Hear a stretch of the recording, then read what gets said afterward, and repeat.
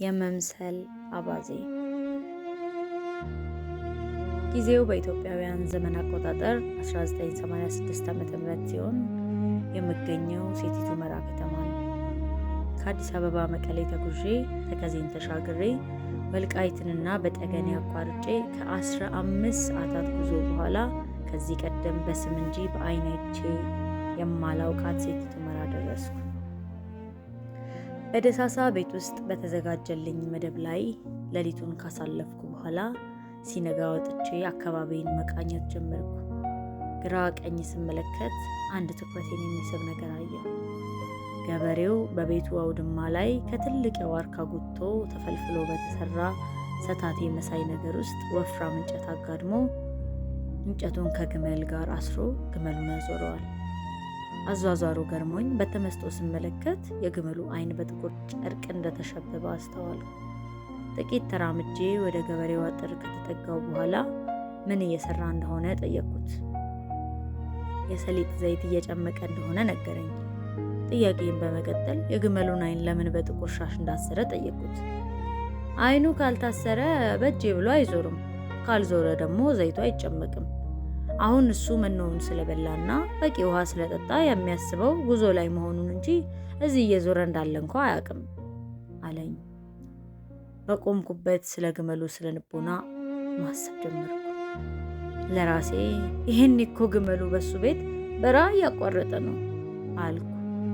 ወዲያው መለስ ብዬ ጠላቴ ሰውን የልብ ዓይን ባለማወቅ ጨለማ ሸብቦ በመምሰል አባዜ ደልሎ ፍቃዱን ለመፈጸም እንዴት እንደሚጠቀምበት ማሰብ ጀመርኩ። ሰው በእግዚአብሔር አምሳል የተፈጠረ ክቡር ፍጡር እንጂ እንደሚጠፉት እንስሳት አይደለም። ሰውን ከእንስሳት ልዩ የሚያደርገው ልቦናው ነው። መልካምና ክፉን ፈትኖ ለማወቅ የሚጠቅመውን ከሚጎዳው ለመለየት ልቦና ተሰጥቶታል። ልቦናው ከታወረ ግን ሰውም እንደ እንስሳ ይሆናል። የሚያደርገውን አያውቅም።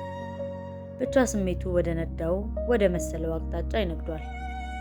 ሰው ገንዘብ ሲያሳውረው፣ ስልጣን ሲያሰክረው፣ ፍትወት ሲያሾረው፣ ቅናት ሲሰብቀው፣ ጥላቻ ሲያጦዘው፣ ዝና ሲያናውዘው የሚያደርገውን አያውቅም።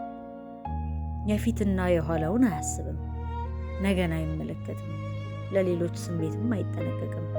የሚጋልበው ሌላ ነውና ልቡን ለማድመጥ ሕሊናውን ለመስማት ቀልብ የለውም።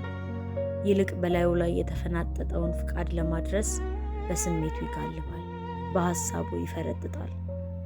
ይህ ዕጣ በክርስቶስ ሕይወት ርቀው ለሚኖሩ ዓለማውያን ብቻ አይደለም። በአእምሯችን መንፈስ ካልታደስን በቀር አማኞችንም አይምርም።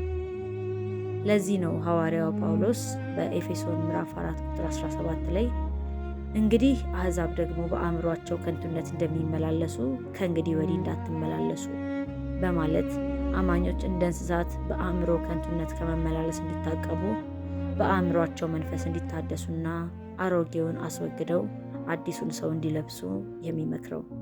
እንግዲህ እኛም እንደ ሴቲት ሁመራ ግመል በጽድቅ እየተጓዝን እየመሰለን የኃጢአትን ሰሊጥ እንዳንፈጭ ልቦናችንን ያበራልን ዘንድ የዓይናችንንም መሸፈኛ ያነሳልን ዘንድ እግዚአብሔርን ልንማጸን ይገባል።